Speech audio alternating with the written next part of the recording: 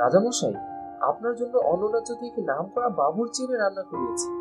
উনি খুব ভালো রান্না করেন, একবার খেয়ে দেখুন, আপনার অবশ্যই ভালো লাগবে।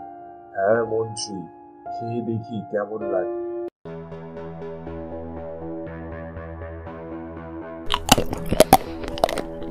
না মন্ত্রী, আমার কাছে কিছুই ভালো লাগছে না। কোনো খাবারের স্বাদই আমার মনের মতো হয়নি। মন্ত্রী, তাহলে কি আমি কখনোই আমার মনের মতো ভালো স্বাদের খাবার খেতে পারবো না? আমার রাজ্যে কি এমন একজনও নেই যে কিনা আমার মনের মতো রান্না করে আমাকে খাওয়াতে পারবে? রাজামশাই, আপনি তো অনেক স্বর্ণ মুদ্রা খরচ করে অনেক দূর দূরান্ত থেকে বাবুর্চি এনে রান্না করে খেলেন। এবার না হয় এই সুযোগটা আমাদের রাজ্যের সাধারণ প্রজাদের দিন। সেটা কিভাবে সম্ভব মন্ত্রী? রাজামশাই, রাজ্যে একটা রান্নার প্রতিযোগিতার ব্যবস্থা করতে পারি। আমার মনে হয় আপনার এত বড় রাজ্য, হয়তো ওদের মধ্যে কেউ একজন আপনার মনের মতো করে রান্না করে আপনাকে খাওয়াতে পারবে। তাহলে যত দ্রুত সম্ভব রান্নার প্রতিযোগিতার ব্যবস্থা করো।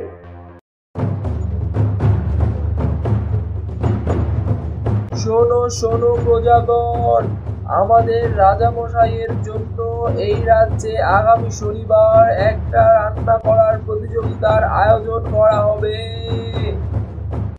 আর এই প্রতিযোগিতায় যে বিজয়ী হবে তাকে রাজবাবুর্চির চাকরি দেওয়া হবে এবং তার বেতন হবে একজন মন্ত্রীর বেতনের সমান। মন্ত্রীর বেতনের সমান বেতন? হ্যাঁ, মন্ত্রীর বেতনের সমান বেতন।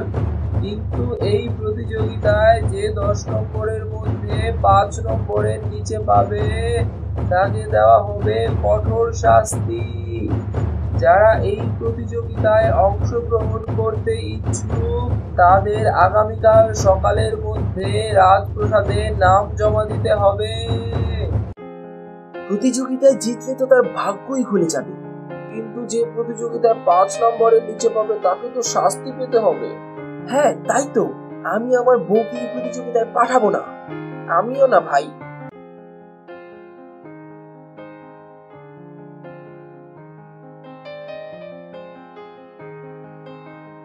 দেখেছো কত সুন্দর খাবারের ঘ্রাণ আসছে নাজিরের বাড়ি থেকে?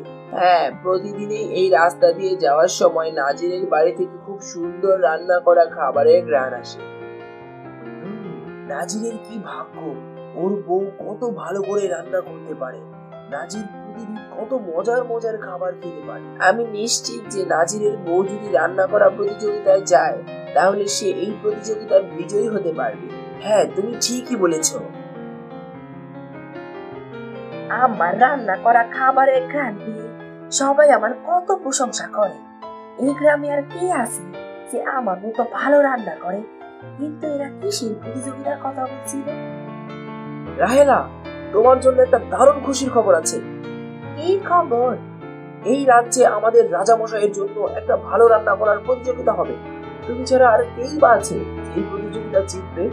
প্রতিযোগিতা তো আমি জিতবো। তা প্রতিযোগিতা জিততে পারলে কি পুরস্কার পাবো? যে এই প্রতিযোগিতা জিতবে তাকে রাজবাবুর্চির চাকরি দেওয়া হবে। তুমি প্রতি মাসে একজন মন্ত্রীর সমান বেতন পাবে। আমরা আর গরিব থাকবো না। তাই নাকি? এ তো সত্যি দারুণ খবর। ভালো করে পুরো খবরটা বলো আমাকে। হ্যাঁ, তাহলে শোনো মন দিয়ে। শুনেছো সুমনা, রাজ্যে যে ভালো রান্নার প্রতিযোগিতা হবে? হ্যাঁ শুনেছি। তোমার তো এই প্রতিযোগিতার কথা শুনে কোনো লাভ নেই। কেন লাভ নেই কেন? এটা ভালো রান্নার প্রতিযোগিতা, কোনো খারাপ রান্নার প্রতিযোগিতা তো না যে তুমি জিততে পারবে। আমিও ভালো রান্না করি, আমিও এই প্রতিযোগিতায় নাম দেব। এত বড় দুঃসাহস করো না সুমনা। রান্নায় যে 5 নম্বরের নিচে পাবে তাকে কঠোর শাস্তি দেওয়া হবে। তোমার জন্য আমার অনেক মায়া, তাই জানিয়ে দিলাম আর কি। আমি হব রাজবাবুর্চি আর তুমি পাবে শাস্তি। আমার কাছে ব্যাপারটা ভালো লাগবে না। তোমাকে আমার কথা ভাবতে হবে না, আমি প্রতিযোগিতায় নাম দেব আর জিতবো। আচ্ছা, সে তোমার ইচ্ছা। আজকাল কারো ভালো চাইতে নাই। আজ তাহলে আসি। হ্যাঁ আসো। শোনো, আমি রান্নার প্রতিযোগিতায় নাম দিতে চাই। তুমি আজ রাতেই রাজপ্রাসাদে গিয়ে আমার নাম দিয়ে আসো। আহা, কি দরকার? শুধু শুধু তোমাকে শাস্তি পেতে হবে? কি কি বলতে চাও তুমি? না মানে কি দরকার এসবের? তুমি যে ভালো রান্না করো আমি তো তা জানি, হ্যাঁ, শুধু তুমি জানো, আমি চাই সবাই জানো। কি দরকার শুধু শুধু বিপদ ডেকে আনার? কি কি বলে তুমি? কিছু না কিছু না। তুমি এখনই যাও রাজপ্রাসাদে, আমার নাম দিয়ে এসো, যাও বলছি।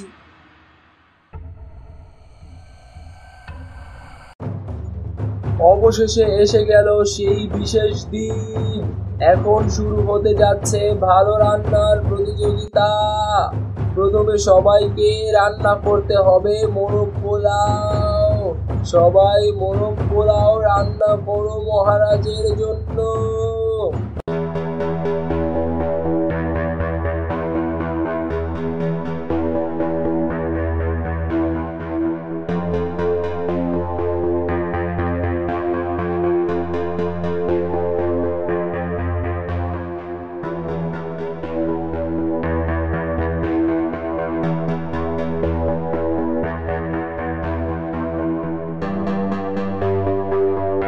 প্রথম রাউন্ডে রাহেলা পেয়েছে 7 নম্বর, মিনি পেয়েছে 6.5 নম্বর, ময়না পেয়েছে 6 নম্বর এবং সুমনা পেয়েছে 5.5 নম্বর।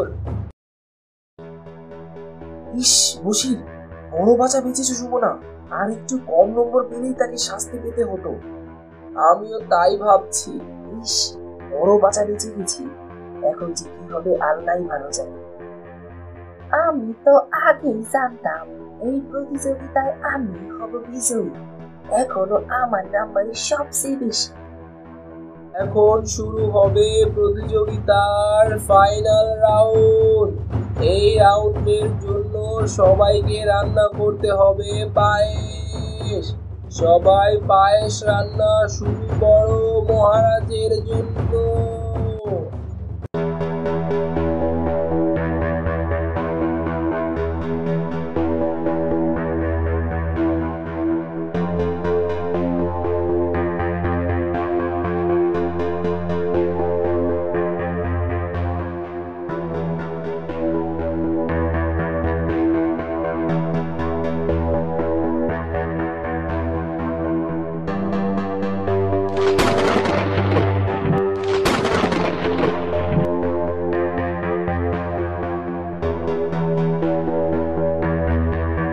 আহা, কি স্বাদ, কি অপূর্ব, কি মজাদার পায়েস।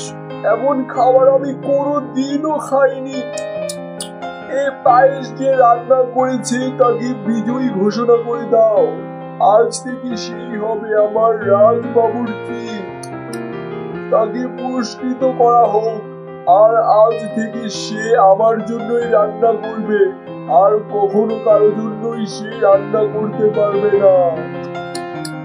আমি জানি আমি ভালো রান্না করতে পারি না, তবে আমি কিভাবে বিজয়ী হয়ে গেলাম?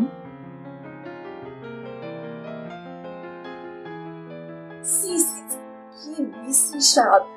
এতে তো কোনো চিনি আমি দেইনি, এতে তো শুধু নুন আর নুন। এই রান্না করে আমি বিজয়ী হলাম।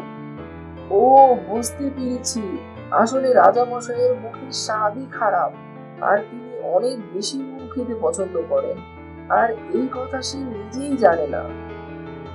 সুমনা, সুমনা কেমন করে এই প্রতিযোগিতা জিতল? এটা অসম্ভব।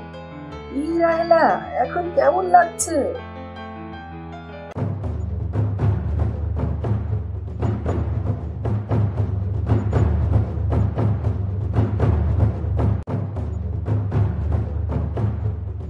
আসলে শুধু আমি জানি এটা ছিল সবচেয়ে খারাপ রান্নার প্রতিযোগিতা, কিন্তু সারা জীবন সবাই জানবে যে আমি জিতেছি সবচেয়ে ভালো রান্নার প্রতিযোগিতা।